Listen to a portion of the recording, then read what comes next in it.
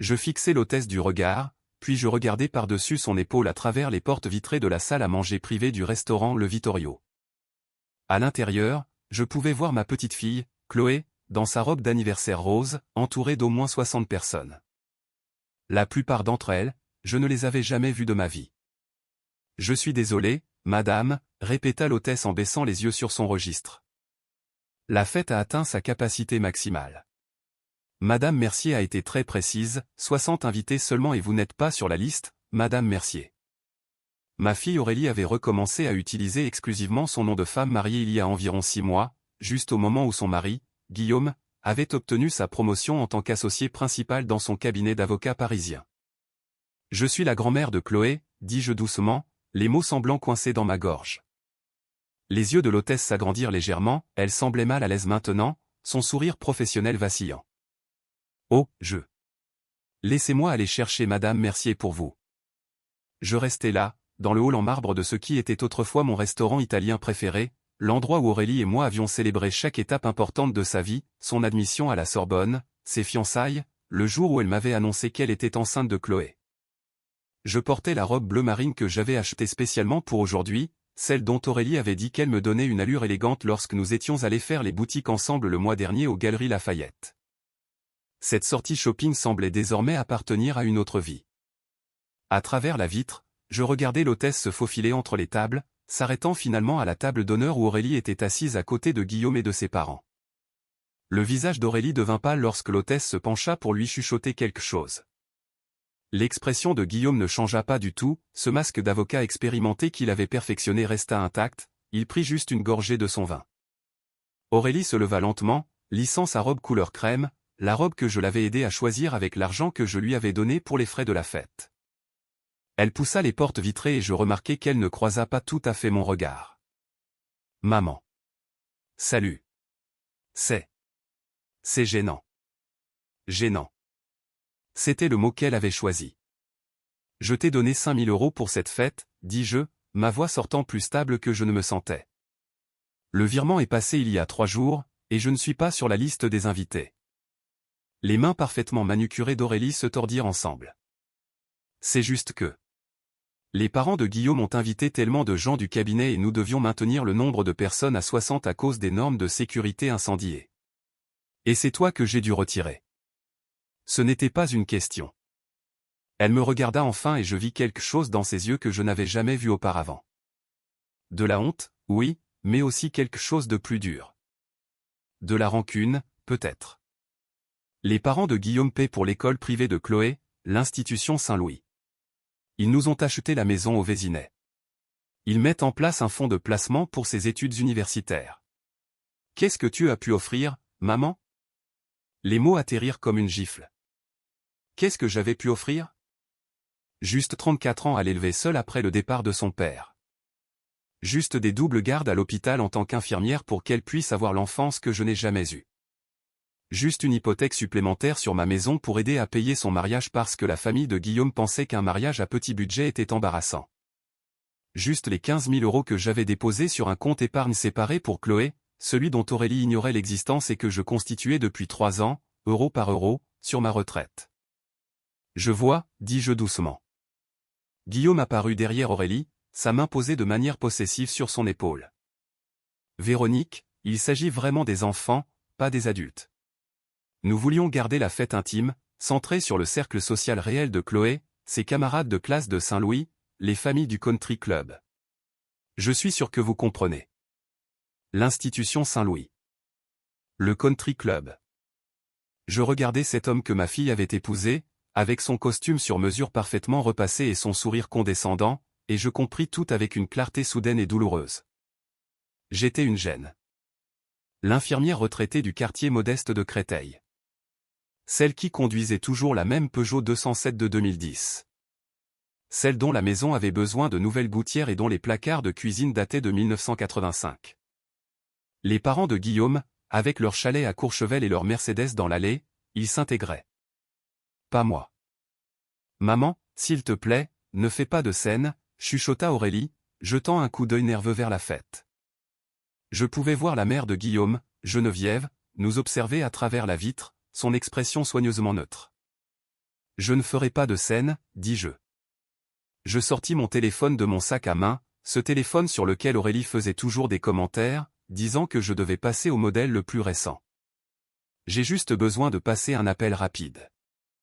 Maman, commença Aurélie, mais je m'éloignais déjà vers l'entrée principale du restaurant, mes talons claquant sur le sol en marbre.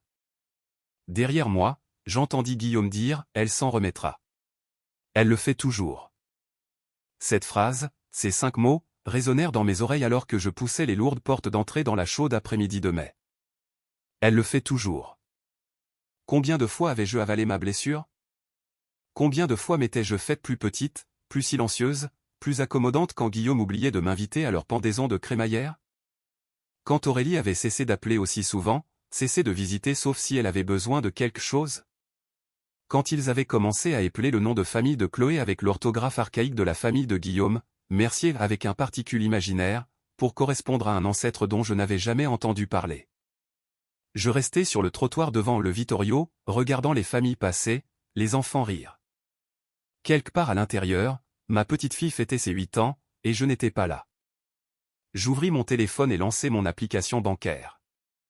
Le virement de 5 000 € à Aurélie apparaissait comme en cours de traitement car c'était le week-end. Pour la fête d'anniversaire de Chloé, disait le libellé. Mes mains tremblaient alors que je naviguais vers l'option d'annulation ou de blocage d'urgence.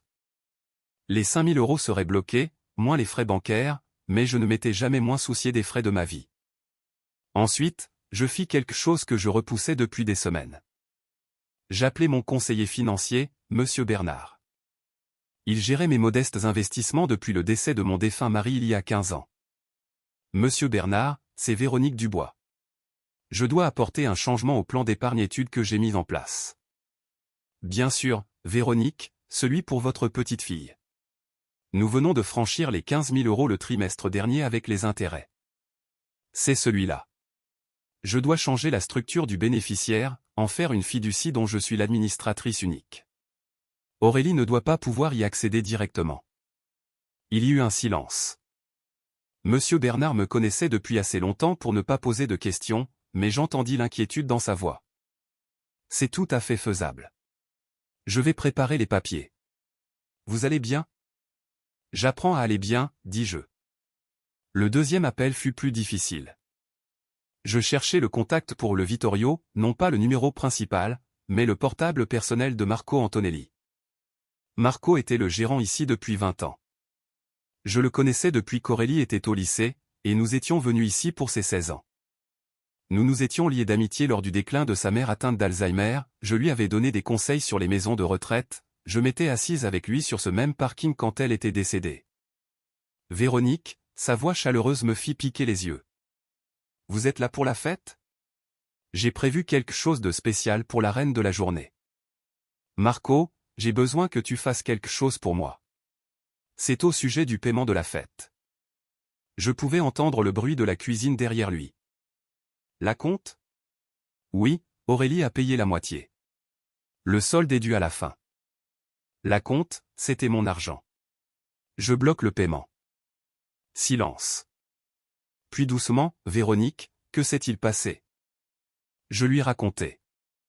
Pas la version longue, juste l'essentiel. Je n'étais pas sur la liste des invités. Le commentaire de Guillaume. Les mots d'Aurélie sur ce que je pouvais offrir. Marco expira lentement. Je pouvais l'imaginer dans son bureau, passant sa main dans ses cheveux argentés comme il le faisait quand il était en colère. J'aimerais pouvoir dire que je suis surpris. J'ai remarqué comment ils vous ont placé. Enfin, pas vous. En fait, ils ne vous ont pas incluse du tout dans le plan de table. Je pensais que c'était un oubli. Ce n'en était pas un. Qu'est-ce que vous voulez que je fasse? Votre contrat stipule que la compte est non remboursable en cas d'annulation le jour même, mais s'il y a un problème de paiement, le service s'arrête immédiatement. Sa voix était ferme maintenant. Véronique, êtes-vous sûre? C'est l'anniversaire de votre petite fille. Ma petite fille, avec qui je n'ai pas le droit de célébrer. Je fermai les yeux. Je ne veux pas gâcher sa journée, Marco. C'est juste que je ne peux pas payer pour une fête où je ne suis pas la bienvenue. Je ne peux pas continuer à payer pour être traité comme si je ne valais rien. Vous savez quoi, dit Marco, et j'entendis une chaise racler le sol. Oubliez les légalités. Vous êtes cliente ici depuis 20 ans. Vous m'avez tenu la main aux funérailles de ma mère.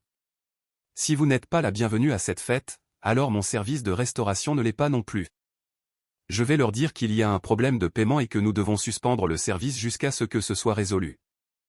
Marco, tu n'es pas obligé. Je sais que je ne suis pas obligé. Je le veux. Certaines choses sont plus importantes que l'argent. Il fit une pause. Où êtes-vous maintenant? Sur le parking. Rentrez chez vous, Véronique. Prenez soin de vous et peut-être arrêtez de répondre au téléphone pendant un moment. Je rentrai chez moi dans un état second. Ma petite maison de 2 chambres dans une rue calme de Créteil ressemblait exactement à ce qu'elle était depuis 30 ans. Le même nain de jardin qu'Aurélie m'avait offert quand elle avait 10 ans. Les mêmes rosiers que j'avais plantés quand mon mari était encore en vie. La même fissure dans l'allée que je comptais toujours réparer. Pour la première fois depuis des années, je ne la voyais pas comme inadéquate. Je la voyais comme mienne. Les appels commencèrent 20 minutes après mon retour. D'abord Aurélie, puis Guillaume, puis 3 appels de numéros que je ne reconnaissais pas. Probablement le restaurant.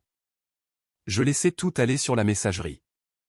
Je me préparais une tasse de thé, du Earl Grey, mon préféré ou le genre de marque qu'Aurélie disait toujours être un gaspillage d'argent et m'assis dans mon fauteuil de lecture près de la fenêtre. La sonnette retentit alors que le soleil commençait à se coucher. J'ai failli ne pas répondre, mais une habitude, une politesse ancrée, me fit me lever. Geneviève Mercier se tenait sur mon porche. La mère de Guillaume. En toutes ces années où Aurélie avait été mariée, Geneviève était venue chez moi exactement 2 fois. Et les 2 fois, elle avait fait un commentaire sur quelque chose, les luminaires démodés, la petite télévision, l'absence de système d'alarme. Puis-je entrer, demanda-t-elle. Je m'écartai, trop surprise pour refuser. Geneviève entra dans mon salon et, pour une fois, elle ne fit aucun commentaire. Elle se tourna simplement vers moi, son sac à main de créateur serré contre elle comme un bouclier. Ce qui s'est passé au restaurant était mal, dit-elle. Je clignai des yeux. Quoi que j'aie pu attendre, ce n'était pas ça. Je ne savais pas que vous n'étiez pas sur la liste des invités jusqu'à ce que je vous voie à la porte, continua-t-elle. J'ai interrogé Aurélie à ce sujet après, pendant que Guillaume gérait la situation avec le restaurant. La voix de Geneviève se tendit. Elle a dit que vous aviez convenu de ne pas venir parce que vous vous sentiez souffrante. On ne m'a jamais parlé de la fête, dis-je doucement. Aurélie a pris mon chèque de 5 000 € pour cela il y a 2 semaines. Le visage de Geneviève devint blanc. Elle s'assit lentement sur mon canapé, ce sac coûteux glissant sur le sol. Oh mon Dieu! Nous restâmes assis en silence un moment. De quelque part dehors, je pouvais entendre des enfants jouer, un chien aboyer. La vie normale continuait. C'est l'heure de Guillaume, finit par dire Geneviève. Aurélie n'a jamais été comme ça avant. Aurélie a fait ses propres choix. Oui, elle l'a fait. Geneviève me regarda directement pour la première fois. Je vous dois des excuses. Plusieurs excuses. Nous avons. J'ai contribué à vous faire sentir inférieure, petite, sans importance parce que vous n'avez pas ce que nous avons financièrement. Mais vous avez élevé une fille qui est devenue infirmière en chirurgie. Vous avez acheté une maison et l'avez gardée pendant 30 ans. Vous avez travaillé chaque jour de votre vie d'adulte. Et vous m'avez traité comme si j'étais une honte, ajoutai-je.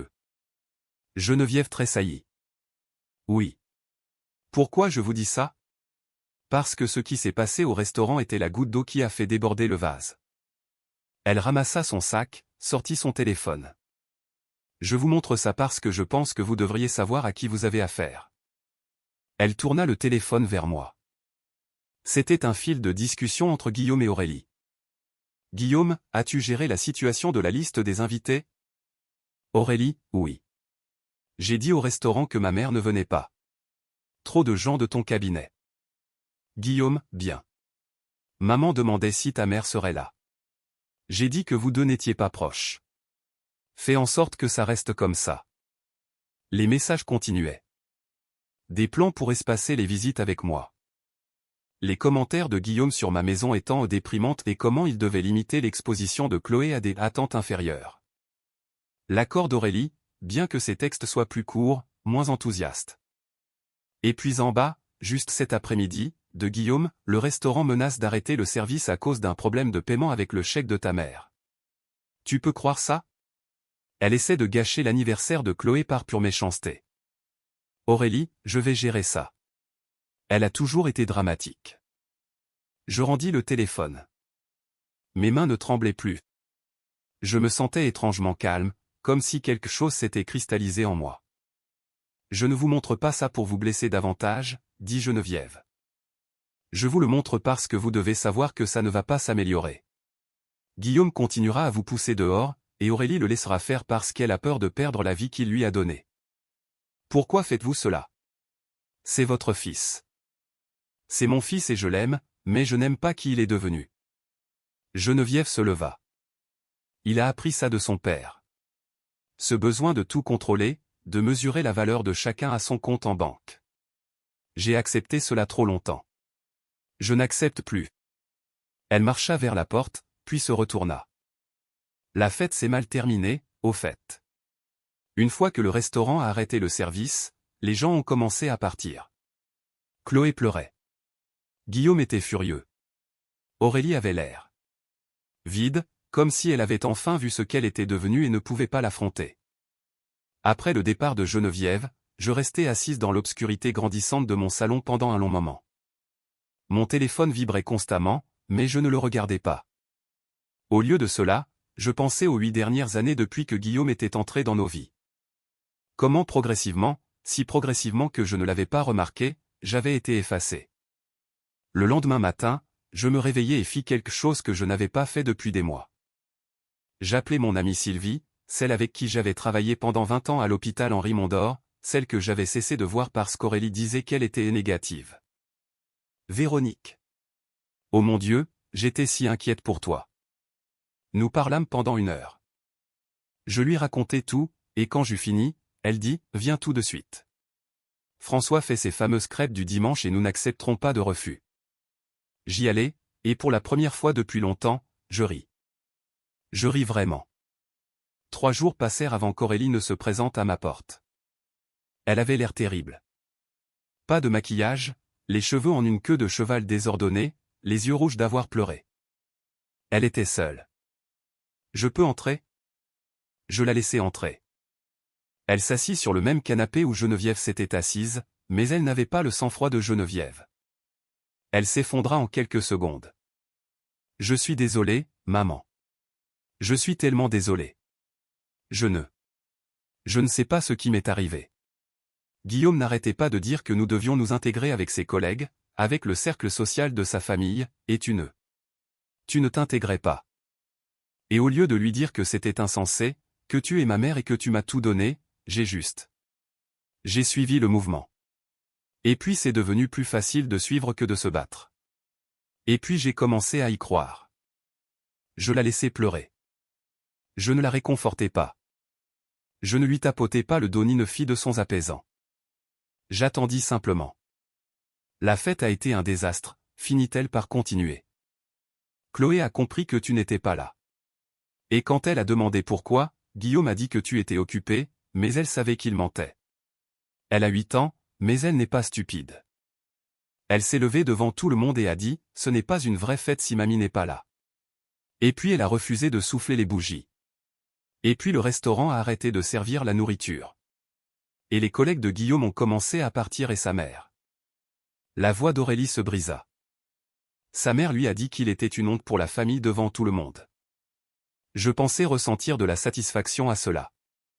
Je pensais que je le ferais, mais je me sentais surtout fatigué. Qu'est-ce que tu veux de moi, Aurélie? Je veux. Elle leva les yeux vers moi et pendant un instant, je revis ma petite fille.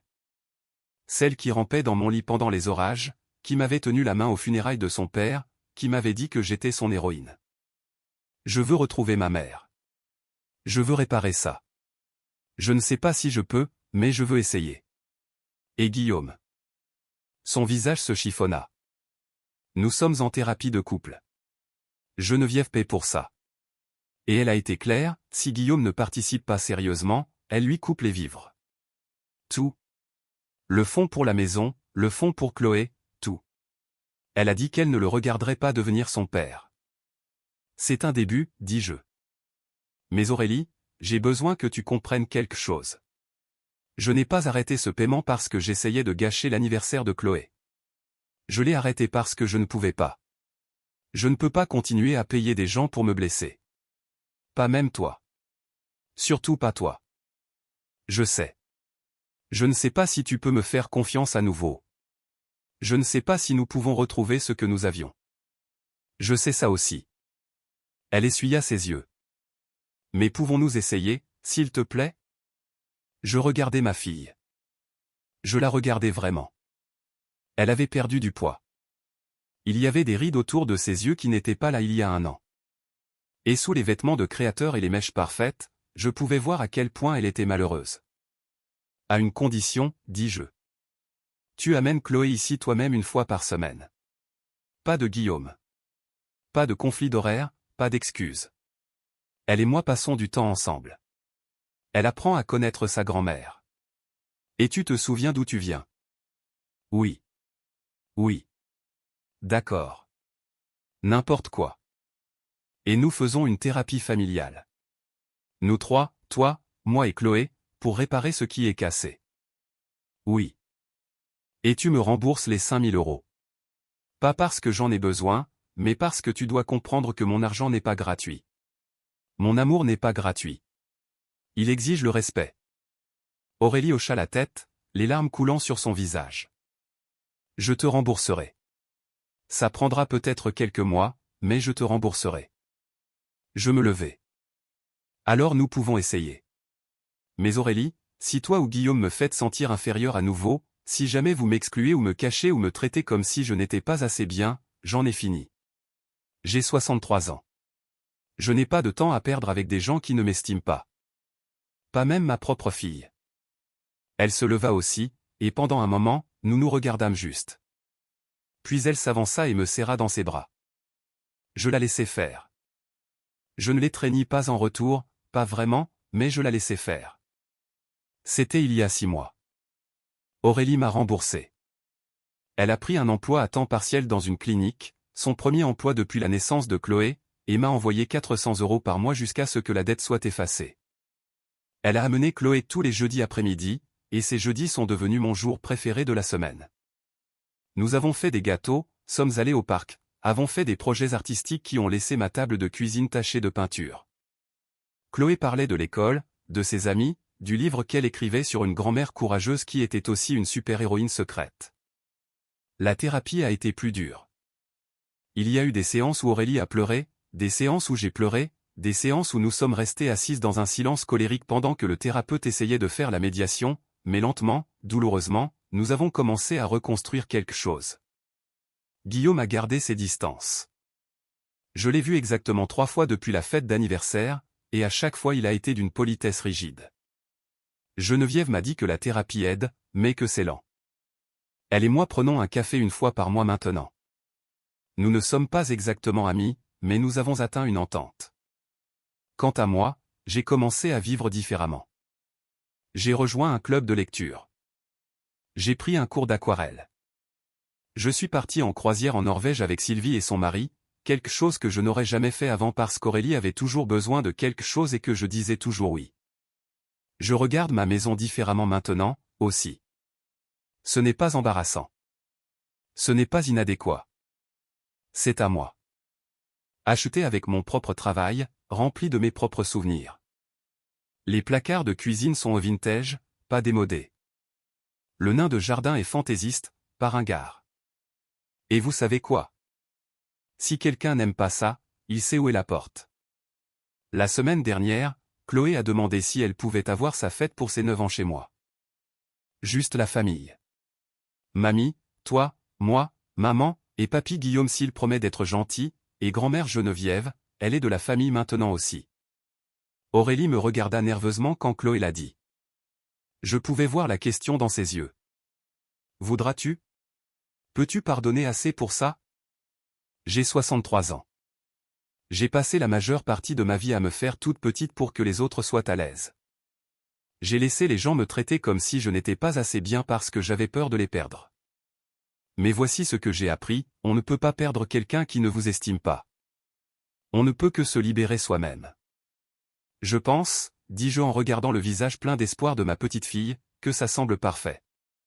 Et je le pensais.